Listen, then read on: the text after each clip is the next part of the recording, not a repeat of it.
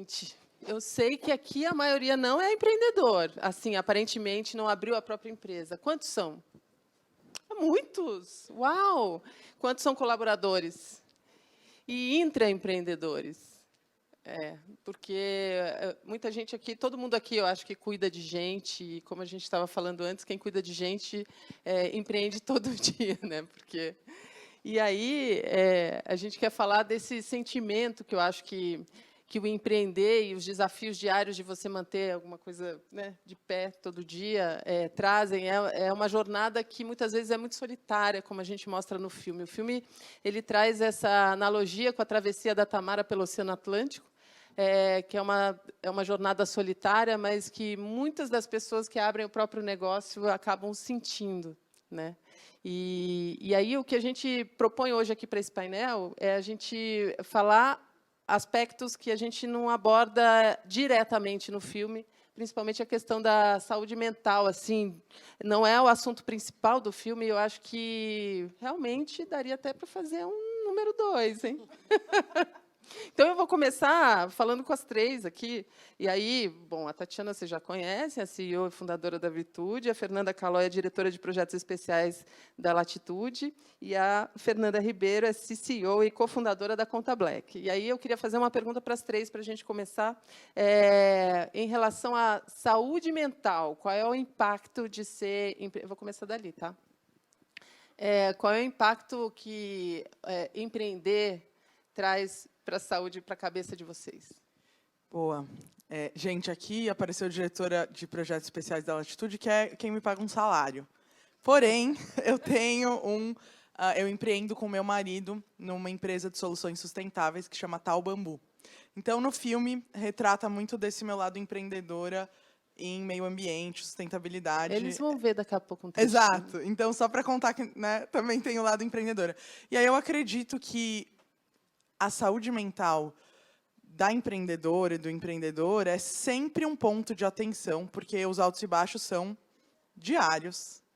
Na mesma hora, você está achando que você deu tudo certo ou que tudo vai dar errado, né? Então, realmente, esse equilíbrio de você lidar com altos e baixos, acho que é a primeira coisa que você aprende quando você vai empreender. E claro que numa vida também CLT, né, ou como colaborador, você tem os altos e baixos, mas você está sempre ali numa relativa estabilidade que te proporciona mais espaço para você estar atento à sua saúde mental. Quando você é o dono da empresa e está ali o dia inteiro pensando o que vai acontecer com aquilo, os altos e baixos são mais intensos, eu diria. Né? Então, aprender a lidar com isso, acho que é o primeiro ponto, quando você vai empreender. Mas, assim, você já sentiu impacto, assim, pessoalmente? Para a gente não falar na teoria, falar na Super. prática. Eu empreendo com meu marido, né? Ele é o CEO da empresa e toca o dia a dia. E as vezes que eu vi ele chorar, que foram poucas, foram por incertezas muito grandes do negócio, do que a gente deveria fazer, do momento que a gente estava passando, se a gente tinha feito a escolha certa. E daí você ser o esteio ali de falar, você tem que ter o otimismo do empreendedor, né? E para você estar otimista, a sua saúde mental tem que estar em dia, porque senão você está mais para louco do que para otimista, né? Você está já precisando... Eu faço terapia. Então, sim, na prática, já vivemos momentos que a gente falou, vamos dormir, vamos conversar de novo amanhã para ver se a gente está ainda com esse sentimento aqui tão ruim ou se é só um momento. Né? Então, não, acho e essa questão, esse elemento extra de ser os dois, né, o casal empreendendo, ainda traz reflexos para a própria relação. E a Fernanda também conhece bem essa história, né? Conta para a gente. Sim, eu gosto de falar, inclusive para o meu marido e sócio, que para empreender a gente precisa ter estômago, né? Então, porque é uma montanha russa. A Fê foi modesta, foi simpática. É uma montanha russa, tudo no mesmo dia. Então, é um carrossel de emoções diariamente, desde o primeiro momento que você decide por empreender. Quando você vai passar pelo processo de crescimento, captação, essa montanha-russa, eu imagino que é a hora da queda, né? Porque você lida com muitas expectativas, né? Então, você está, para além de vender o seu produto para chegar no cliente final, você tem que vender o seu produto para quem vai fazer, vai te dar confiança, vai te dar crédito, literalmente, para que esse negócio continue. E esse é um processo que muitas vezes é adoecedor. Então, acho que pouco fala-se da questão da saúde mental, principalmente quando a gente olha nessa perspectiva do empreendedor. E quando somos colaboradores, também tem ali um olhar muito de... A empresa tem que cuidar da minha saúde mental, mas quem cuida de quem cuida? Né? Essa é a grande pergunta, e acho que isso é super importante, né? De que forma que a gente não perpetua esse processo adoecedor também entre a gente, né? Quando a gente está numa perspectiva de olhar ali quem nos contratou, por exemplo. Antes da Tati responder, só lembrando, esse filme ele é resultado de 10 anos de pesquisa sobre empreendedorismo feminino. Eu comecei essa jornada antes de 2012, mas em 2012 a gente fez uma coprodução com a Globo e um reality dentro do Fantástico que chamava Mãe S.A., voltado para empreendedorismo materno. E foi uma coisa que você falou que me lembrou isso. Num dos quadros, num dos episódios do reality, a gente acompanhou a jornada de 3 empreendedoras. Uma tinha uma floricultura, outra tinha uma lanchonete e outra tinha um pet shop. A gente acompanhou por 6 meses a rotina dessas mulheres que tinham filhos, tinham aberto um negócio para ficar, com a ilusão de que ficariam mais perto dos filhos e tal. E uma delas era dona da lanchonete, e ela, quando a pessoa elogiava o prato, ela se sentia linda, maravilhosa. Quando a pessoa criticava alguma coisa do que ela servia, ela ficava arrasada. E aí, quando elogiava, ela dava mais e não cobrava porque achava mais. Aí as contas, cara, no fim estavam todas no vermelho. Enfim, a saúde mental dela estava diretamente ligada com o negócio. Então, a maneira como ela se via estava ligada à receptividade dos clientes em relação ao que ela oferecia. Então, isso é muito louco. E você, terapeutizada? Cara, acho que para mim o mais difícil é saber os limites. Na verdade, reconhecer os limites e respeitá-los também, né? Acho que tem uma coisa, por mais terapeutizado que se seja, muitas vezes você acha que pode mais. Ah, mas é só mais um dia, é só mais um pouco. E aí tem acho que mudança também de trajetória do início para hoje, né? Mas nos primeiros anos tinha uma incerteza muito grande na feira. Até me lembro assim, se você me falasse que você encheu uma sala para falar de saúde mental, eu ia chamar você de louca. Eu falei, mas vocês me chamaram de louca 6 anos atrás lá no Google, que eu sei. E eu acho que tinha ali uma incerteza de, será que isso aqui vai dar certo? Tipo, era o mundo inteiro falando que ia dar errado e você lá insistindo, falando que ia dar certo. Num primeiro momento, não tinha o time que existe hoje. Durante os 2 primeiros anos, era eu e um estagiário, depois o Everton pediu demissão da Falcone e veio ficar full-time, foi eu, o Everton, o estagiário. E, cara, a gente trabalhava sábado, domingo, feriado, virava noite. Então, precisava... Não sei se tem psicólogo da Vitude aqui. Tinha uma época que eles falavam comigo, tipo assim, mas é a CEO que está no chat, no atendimento, assim, que as pessoas falavam, Tatiana, eu falei, tudo bem, não sei o quê. Porque a gente fazia meio que, uma hora você vende, uma hora você atende, e, querendo ou não, é a sobrecarga. Então, por mais terapeutizado, por mais que eu conheça uma série de coisas a respeito de como eu funciono, de como eu me coloco no mundo, muitas vezes eu falava para mim mesmo, não, é só mais um dia. E o Everton trouxe a cena do adoçante, do sal, que ele trocou as coisas, mas eu lembro um dia que eu fui fazer um determinado assunto, não lembrei. Aí eu fui para casa e esqueci a chave de casa no escritório. Aí eu esqueci o carregador. Eu voltei para casa e falei, não, amanhã eu vou cedo para o escritório, e aí eu pego o computador porque eu preciso fazer alguma coisa. Aí eu cheguei aqui e tinha esquecido o cartão de entrar no lugar. Eu falei assim, nossa, está tudo errado. E eu tinha terapia nesse dia. E aí a psicóloga falou assim, a legenda está muito clara, você só não lê se não quiser. Princípio de burnout aí, né, não? Eu falei, não sei se é um burnout. Eu falei assim, mas você já está com lapso de memória. Não sei, que hora você vai pisar no freio? Mas lapso de memória é burnout? Não é necessariamente, até depois de uma palestra do Marcos, é importante, né? Pois é. Mas lapso. Mas não, é uma coisa de perceber... só achando que era a idade. Foi a hora do estalo do tipo assim, estou passando meus limites. E mesmo tendo algumas coisas importantes. Por exemplo, putz, eu sempre, e falo isso para todo mundo, me coloco na agenda em primeiro lugar. A primeira coisa que eu faço quando eu acordo é praticar meu esporte, é estar com a minha família. E o que tinha acontecido naquele ciclo especificamente, foi um ciclo de uns 10 meses mais ou menos, é que a gente estava em modo captação. E assim, estava em modo captação, era o dia inteiro falando com fundo de investimento, eu falando, não, esse negócio não vai dar certo, e a empresa acontecendo. Então, tinha que fazer um adicional, eu falei, não, isso aqui vai passar, vai acabar, só que nunca acabava.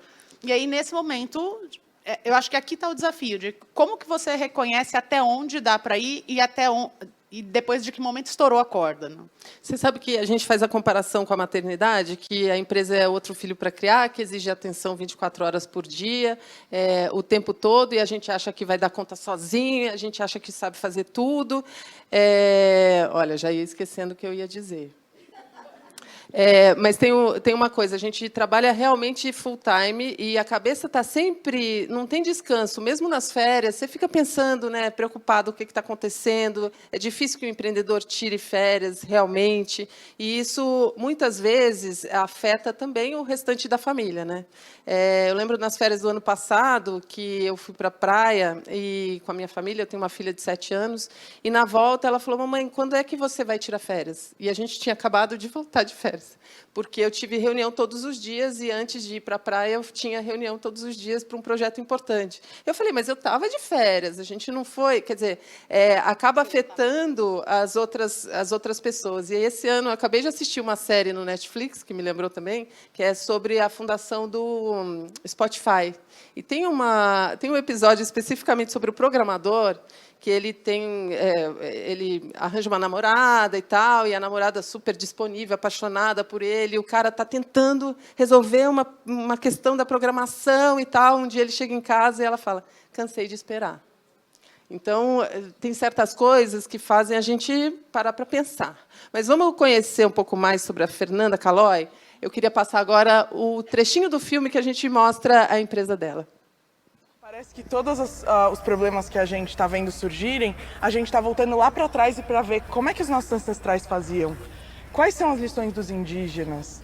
O que o planeta está se regenerando e como é que a gente aprende com ele? Então, acho que se você olhar para o meio ambiente e para a natureza, você sempre vai tirar lições para inovar.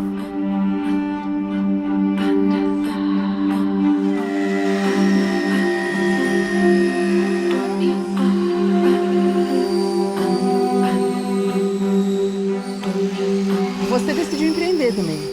Sim, eu e meu marido tínhamos um sonho de viver mais perto da natureza e de fazer alguma coisa pela cadeia sustentável do Brasil. E o bambu, que é o nosso negócio hoje, é uma coisa ainda inexplorada aqui no nosso continente. Apesar de ser muito abundante e de ser muito sustentável, não tem tanta gente profissionalizada mexendo com a cadeia de bambu. A gente viu essa oportunidade como um negócio de longo prazo pra gente, bem alinhado à nossa missão. Às vezes você lança um produto antes do mundo estar preparado para ele, né? Uhum. A gente acredita que o bambu é uma dessas coisas aqui no Brasil. Ainda tem muita abundância de madeira, ainda é barato comprar plástico da China. Daqui a pouco a gente vai ver, poxa, eu preciso de uma coisa mais sustentável. E a gente vai começar a olhar mais para o bambu e a gente vai estar lá. E como é que é uma startup?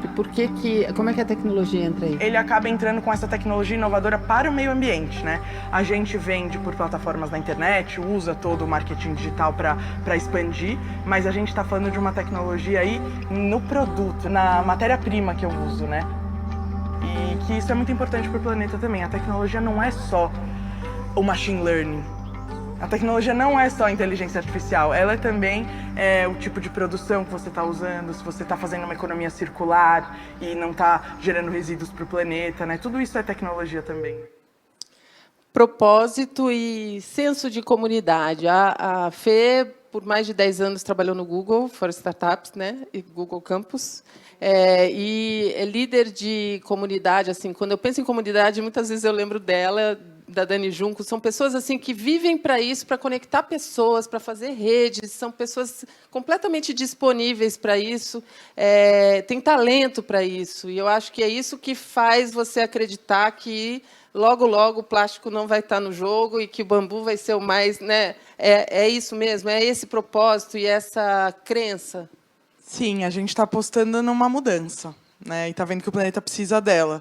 Então, esse meu lado B, além do Google, além da Latitude, é de estar mais perto do planeta e trazer soluções para que as outras pessoas possam também enxergar. Ah, então, nossa, é verdade, eu joguei fora quantos copinhos de plástico hoje? Amei que hoje estava ali o que não é de plástico, eu sempre estou de olho.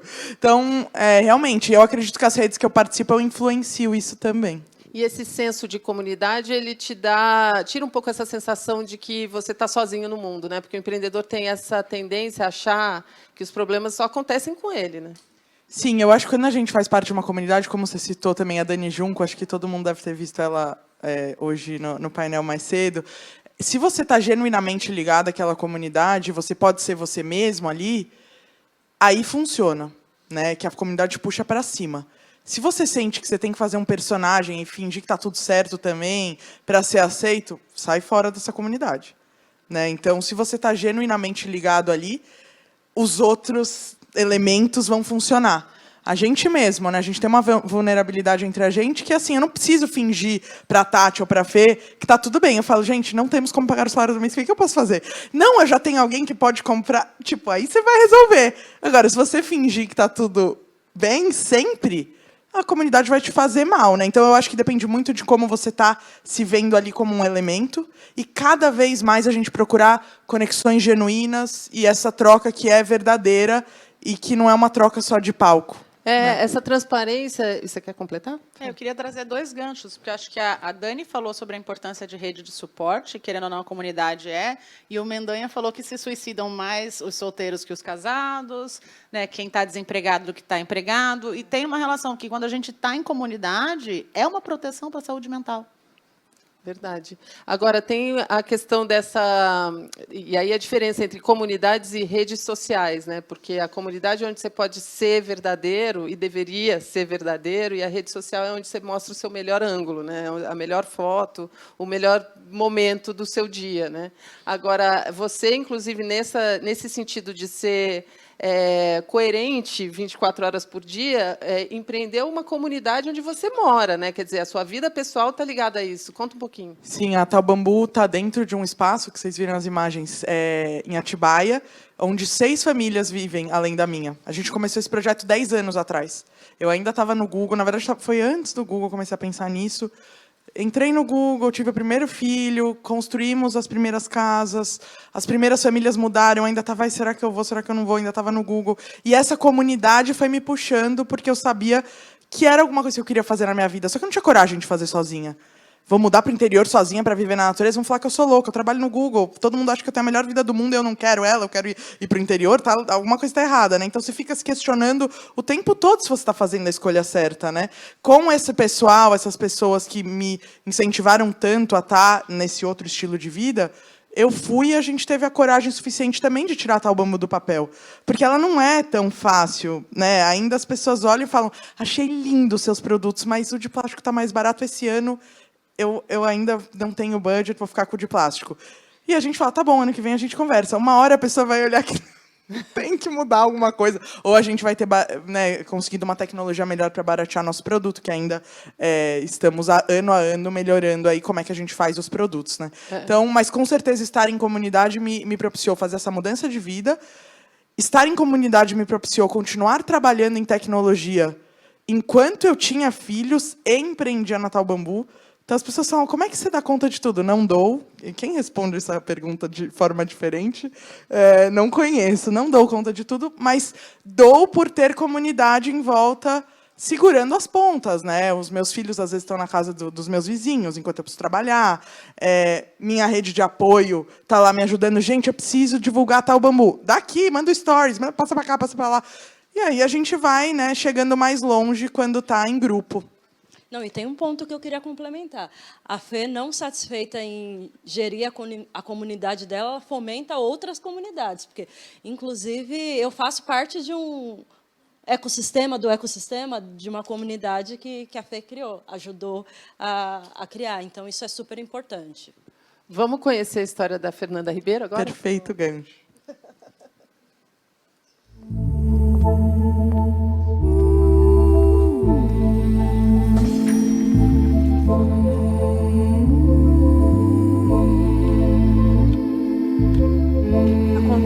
ela nasce dentro de uma perspectiva de escassez e a gente vem buscando a abundância desde o day one, né? Para promover o acesso a serviços financeiros, utilizando a educação financeira como pano de fundo. Então, as startups fundadas por negros são as menos investidas. Então, existem ali diversos conceitos que direcionam esse empreendedor negro a ou vender os seus bens para empreender, ou buscar empréstimos dentro da sua rede, então com amigos e pessoas próximas, exatamente por conta dessa lacuna gigantesca, que eu acho que ela é muito ocasionada pela falta de representatividade no que tange os funcionários dessas corporações. E eu gosto muito de trazer para esse campo do emocional de fato. Porque quando a gente olha os dados, então, por exemplo, nós estamos num país onde 57% da população é negra. Então, qualquer produto ou serviço criado pensando nesse nicho, ele tem... Não é um nicho, né? É a maioria. Exatamente. Né? Ele tem grandes chances de êxito, né? Então, quando a gente vai conversar com um interlocutor que vira para a gente fazer, mas será? Será que tem mercado? Será que tem mercado? Eu olho ali numa perspectiva de viés inconsciente, muitas vezes consciente mesmo racismo. Nós não escolhemos entre propósito e lucratividade. Obviamente, para manter a sustentabilidade, ele precisa dar lucro, mas a gente quer também gerar um propósito, né? Gente, empreender mulher já é difícil, empreender mulher preta, então, nem se fala. Como é que esse racismo e esses desafios do empreendedorismo impactam essa sua cabeça e te mantém positiva para seguir? Sim, acho que quando... A melhor forma de explicar esse cenário de uma mulher preta empreendendo é que ela já começa do -2. Né? Então, todo mundo começa um negócio do zero, a gente já começa do -2, porque, para além dos desafios propostos da abertura de um negócio comum, a gente tem os desafios eminentes do racismo e do machismo. Né? Então, imagine eu, uma mulher preta, retinta, com aparência jovem, porque ninguém fala que eu tenho a idade que eu tenho, performando num cenário que é esteticamente totalmente oposto. Né? Então, quando a gente vai pensar em mercado financeiro, a gente automaticamente pensa em homens mais velhos, muito mais velhos, por sinal, brancos e da Faria Lima. E é por isso que a Conta Black está na Faria Lima agora. Acabaram de inaugurar o escritório lá. Então, isso tudo é violento, né? Então, quando a gente fala de saúde mental, você é sempre questionado sobre, para além da entrega do seu negócio, é questionado sobre a capacidade de você como empreendedora mesmo, né? Então, será que isso para de pé? E eu quero trazer um exemplo sobre o mercado que a gente atua. A gente começou a Conta Black em 2017, um pouquinho antes do boom das fintechs, e por muito tempo a gente sempre falou desse processo de desbancarização, de acesso a crédito e tudo mais, e a gente conversando com os VCs, talvez esse negócio não pare de pé, talvez isso daí não faça muito sentido. E anos depois, acho que a pandemia foi um marco importante, que se provou exatamente tudo que a gente estava falando há 3 anos atrás. Né? Então, esse processo de empreender, quando você empreende do -2, ele muitas vezes é violento. Né? Mas sabe uma coisa que me chama a atenção? Assim, por exemplo, até mesmo essa mudança de vocês para a Faria Lima, tem uma postura de força e quase de enfrentamento que vocês têm que manter uma postura muito firme para enfrentar o racismo, quando o mundo está falando em vulnerabilidade como potência. Só que vocês não não podem mostrar vulnerabilidade porque é mimimi, não é isso que Exato. se diz? E aí vocês têm que ter essa força que eu não sei de onde vocês tiram de fato, porque quando você me falou, eu fui para a Faria Lima, eu falei, uau, é uma questão de catequização daquele pessoal, mas haja estômago, né? Sim, muito estômago. E eu gosto... Acho que a gente integrou uma frase que tanto eu quanto o Sérgio, a gente fala muito, a gente integrou isso à cultura da Conta Black, e a gente gosta de falar que a gente gosta de hackear o sistema. Então, é isso que a gente faz. Desde do primeiro MVP de Conta Black, existiam diversas barreiras. Então, não é possível. Então, só dando uma contextualizada, para abrir um banco... Verdade. Bom, é verdade. Muita grana, né? Então, a gente conseguiu arranjar meios de fazer esse negócio acontecer. E hoje esse negócio ele funciona também como uma ferramenta de resistência. Exato. Tanto para a gente como empreendedor, mas também para os nossos membros, que a gente não chama de clientes, exatamente porque a gente fala que somos uma comunidade.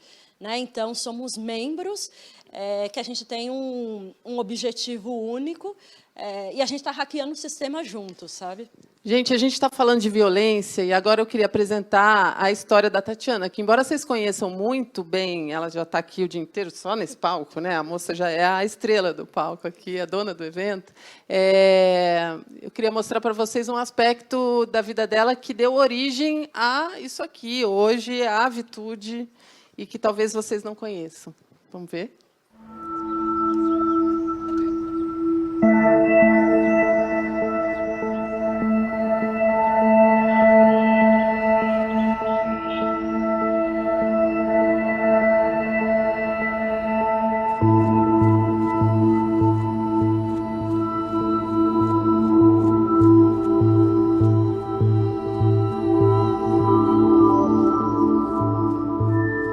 Eu pratico esporte desde criança, meu primeiro esporte foi natação, mas aí quando fui para o mercado de trabalho, eu acabei entrando num período bem sedentário da minha vida.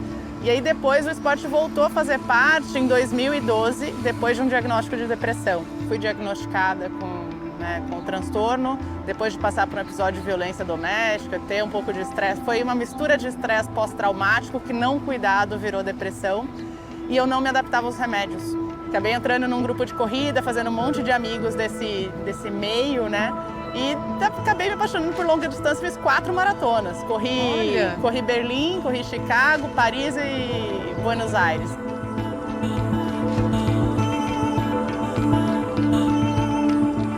Normalmente tem um tripé, eu brinco, né? Tem a parte da atividade física, tem a parte da meditação, que é aquele momento da gente se conectar, prestar atenção na respiração e a própria terapia.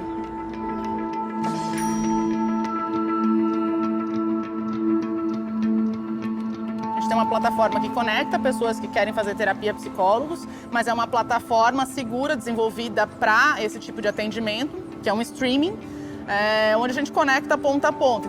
Então isso garante sigilo, privacidade e garante que essas duas partes tenham conexão só naquele momento da terapia.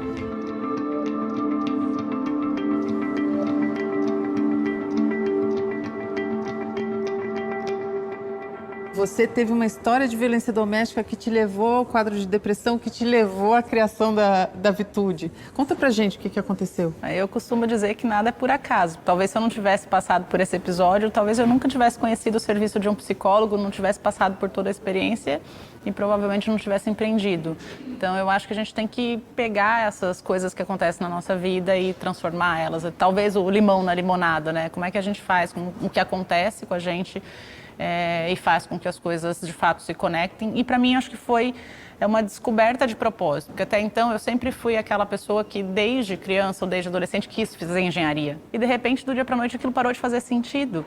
Mas essa história de vida pessoal se conectou tão forte com... Putz, tem mais gente que passa por isso, tem mais gente sofrendo, tem mais gente que teve depressão e que não sabe como chegar no consultório de um psicólogo. Eu levei muito tempo para conseguir falar do caso de violência doméstica. Eu tinha vergonha, eu não lidava bem com... não tinha digerido ainda todo o processo, então às vezes quando eu tinha que falar, eu acabava me emocionando e não conseguia ter uma fala.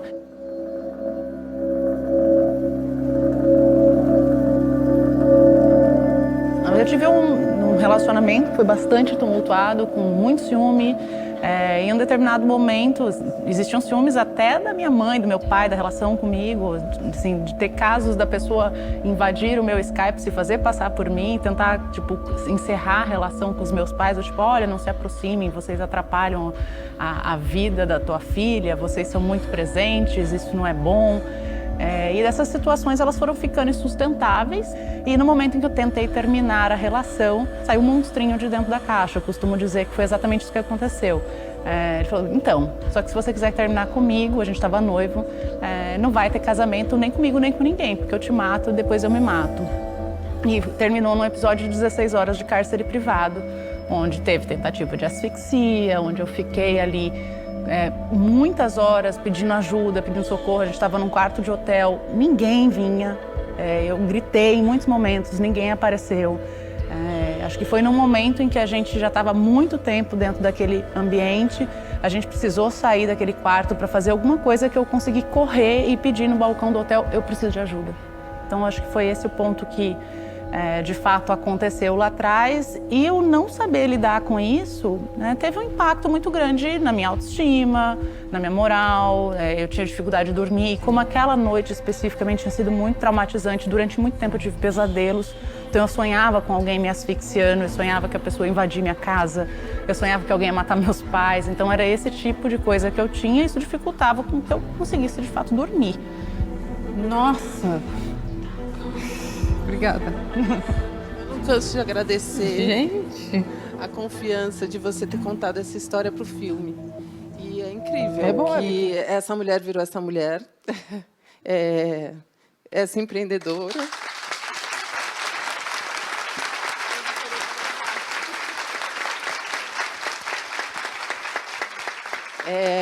E isso sim é empreender de uma dor, né, cara? Aí fala você agora. Você quer me ferrar, né? Agora fala você. No filme ela me pergunta como é que eu não chorei. Eu falei, Nossa, tem cara, sei ela lá. ficou plena. E eu choro toda vez que eu vejo. Eu já vi 1 milhão de vezes essa cena. Acho que um ponto... Eu falei um pouquinho, eu dei spoiler hoje cedo, porque eu trouxe a fala. Eu raramente falo, mas eu quis comentar sobre... O slide tinha uma pedra no meio do caminho. Né, que eu falei, até os 30 anos eu achava que estava tudo lindo, maravilhoso. Nunca tinha ouvido falar de psicoterapia, nem de psicólogo. Não sabia nem o que era saúde mental, até eu entrar dentro do buraco que eu tive com a relação abusiva. E, principalmente, de uma série de coisas, porque eu acho que tinha a questão da violência. Então, putz, eu sou filha única, meus pais são casados há quase 50 anos, eu nunca vi um gesto de violência dentro de casa, e eu entrei numa relação abusiva. Então, eu acho que tinha ali um monte de questionamento porque eu estava ali, e, obviamente, eu relato ali, né, a questão de ter pesadelo. Cara, eu não dormia, e assim, foram... Entre o episódio...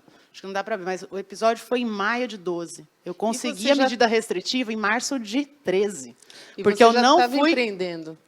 Não, Ah, não. eu estava no mercado de trabalho. Eu não fiz a denúncia no dia, porque quando a polícia chegou no hotel que eu pedi ajuda, o que aconteceu é que eles queriam me levar para a delegacia para fazer corpo de delito, porque eu estava toda roxa, e eu falei, pelo amor de Deus, só tira essa pessoa daqui, eu não quero ir para lugar nenhum. E eu não fui fazer o corpo de delito. E aí, como eu não fiz o corpo de delito, não deu flagrante. E aí não deu flagrante, para eu conseguir a medida restritiva depois, foram quase 10 meses. Naquela época não tinha. Por exemplo, a pessoa ficava parada na frente da minha casa e eu ia na delegacia e falava, tem uma pessoa, mas a rua é pública. Eu falei, mas tem uma pessoa que está me ameaçando, você tem provas? E aí eu consegui aquela medida, que foi quase 10 meses depois, quando ele me mandou uma mensagem, me ameaçando de morte pelo SMS. Não tinha WhatsApp ainda, em 2012. Né? E aí foi aí que eu falei, voltei na delegacia, na Vila Mariana, eu falei assim, isso aqui serve de prova, e foi quando eu consegui representar, e aí que eu ganhei a medida restritiva. E, cara, imagina 10 meses você sendo perseguida, a pessoa te ameaçando, falando que vai te encontrar, nem que seja no inferno, que ia acabar com a minha família, que ia pegar meus pais, que não sei o que, tipo, insano. Então, e tudo isso eu estava no mercado de trabalho, trabalhando e exercendo minhas funções do jeito que dava. Então, acho que teve um ponto ali de... Esses pesadelos não me deixavam dormir. O primeiro psiquiatra que eu fui me receitou um remédio chamado Frontal. Eu ficava completamente alucinada com o tal do Frontal, porque ele me deixava meio... Eu chegava a trabalhar que foi o que o meu líder começou a perceber na época.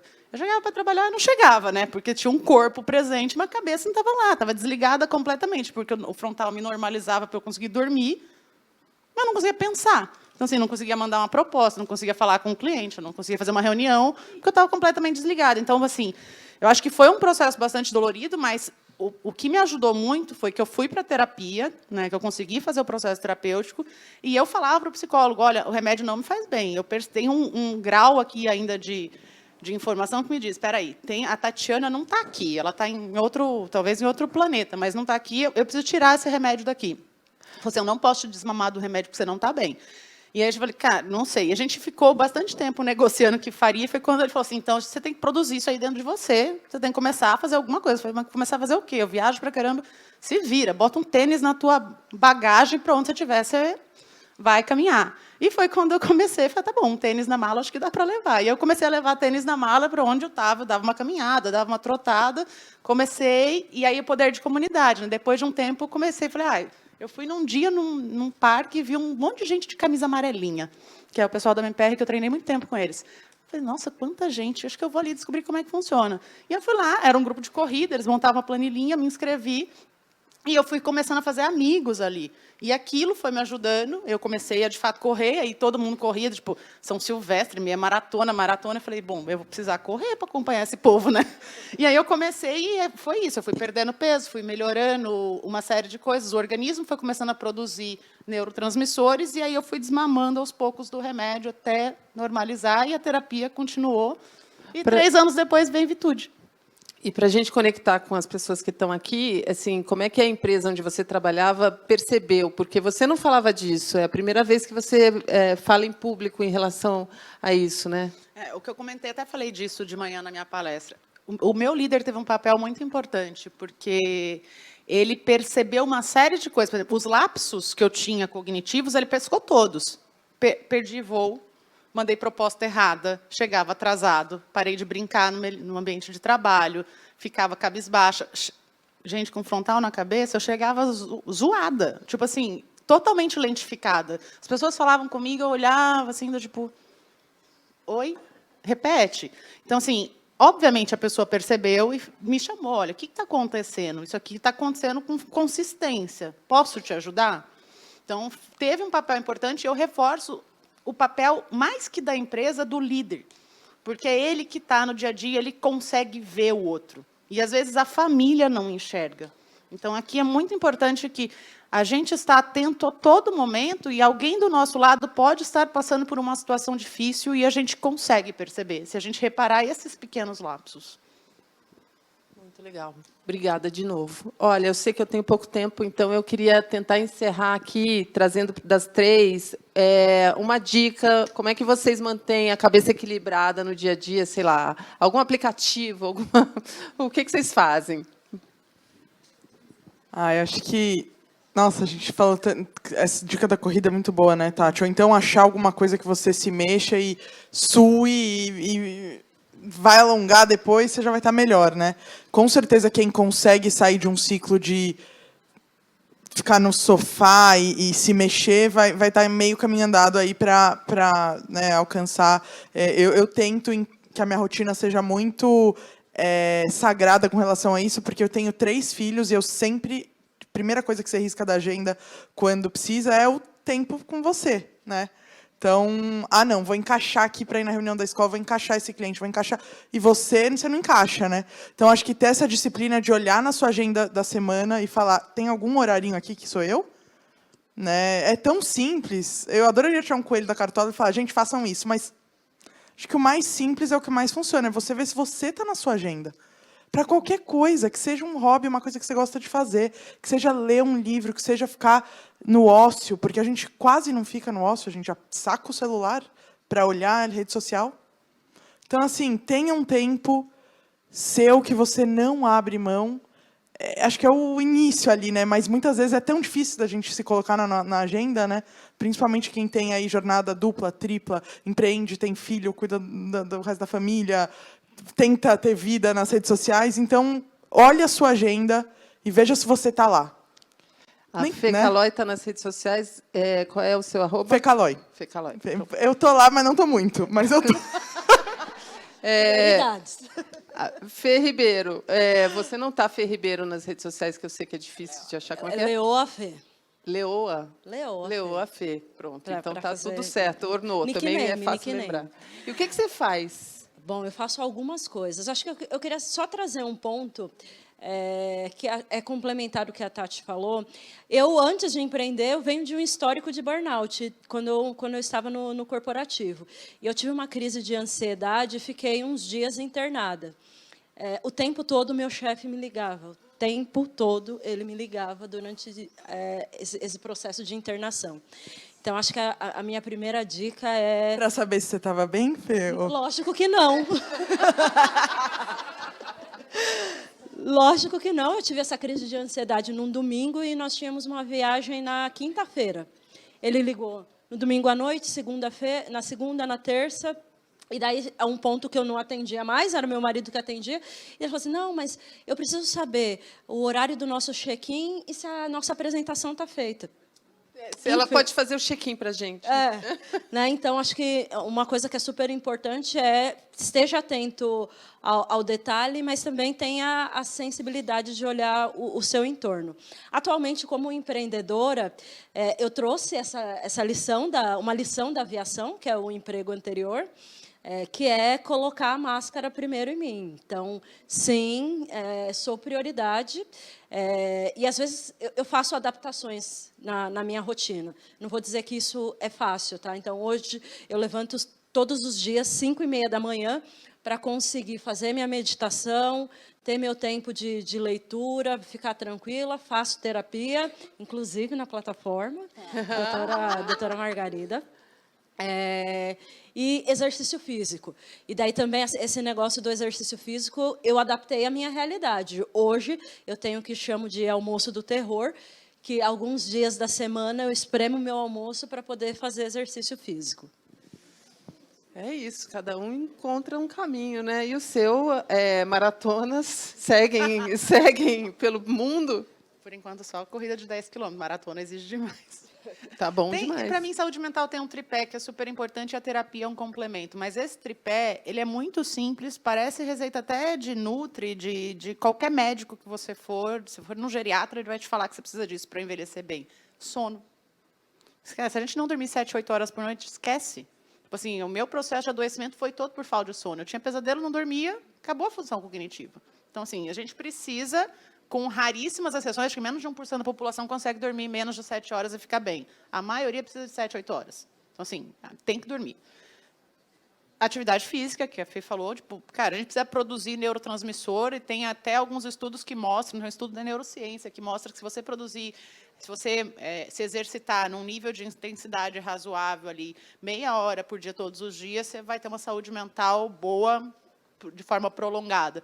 E a outra cara, alimentação. E alimentação, estou falando de hidratação, vocês veem que eu bebi uma garrafinha dessa aqui. Hidratação, alimentação saudável. E por que isso é importante? Porque o nosso cérebro é feito de água, a gente precisa de água, senão não funciona o processo químico.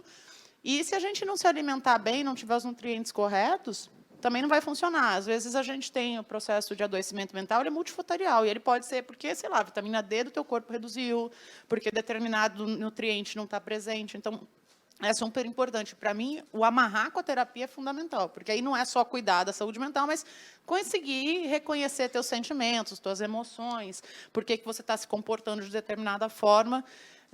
Então, para mim, está por aí. Eu acho que tem um fator que permeia todo mundo aqui, que é o convívio social. Então, essa coisa da rede, da comunidade, de uma família, de ter tempo com a família.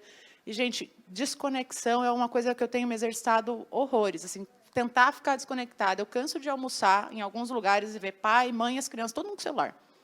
O Medanha mostrou hoje aqui, tipo, a galera até internado, acidentado, tirando foto. Não. Morto, né?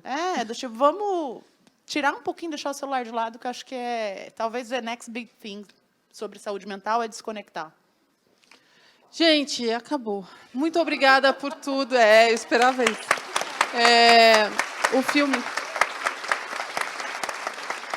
O filme Novarão Parto está disponível na Globoplay. Tem que entrar pela Globo News, aí tem lá Globo News, documentários e Nova é um Parto está lá gratuitamente para os assinantes da Globo News. Queria muito ouvir o que vocês acharam do filme, então, se puderem me mandar os feedbacks, o meu @ é Pati, PAT, _Travassos, e vou adorar ouvir, porque é demais. Agora o filme ganha as pessoas, e aí a gente quer muito saber o que vocês pensam disso e como é que ele inspira vocês, tá bom? Muito obrigada.